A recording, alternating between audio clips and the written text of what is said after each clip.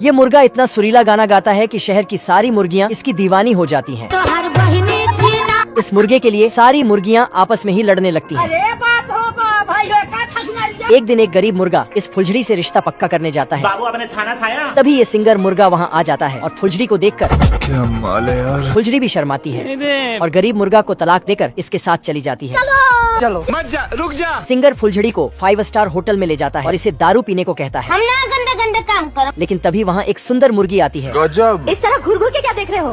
चुप हो जा, सातवीं फेल। फुलझड़ी वहीं रोने लगती है तो सिंगर इसे धक्के मारकर होटल से बाहर फेंक देता है। इधर ये मुर्गा धोखा खाने के बाद जल्दी से IAS बन जाता है सिस्टम पार देंगे और फुलझड़ी को बचाने जाता है और होटल में घुसकर सिंगर को बहुत मारता है और बाहर निकलता है तो देखता है कि फुलझड़ी रास्ते में फूल बेच रही थी। दोनों एक दूसरे को देख लेते हैं और शादी करके 100 बच्चों के मम्मी पापा बन जाते हैं। प्यारे लाल ऊँट में पेट्रोल भरवाने आता है टेक्नोलॉजी और खुद बाथरूम में जाकर नहाने लगता है। बहुत मजा आ रहा है यहाँ पे। इधर बसंती को अकेली देखकर बड़े लाल की नीयत खराब हो जाती है तो ये साला चुम्मा की दुकान खोलकर प्यार की पुंगी बजाने लगता है,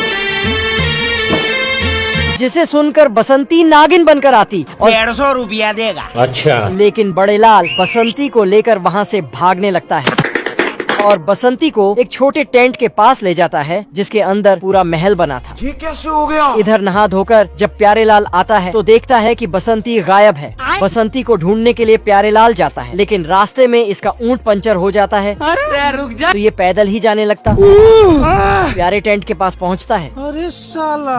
और अंदर आकर गद्दारी कर बे। तो ये साला प्यारे लाल का इकलौता बाल का 2 टुकड़ा कर देता है।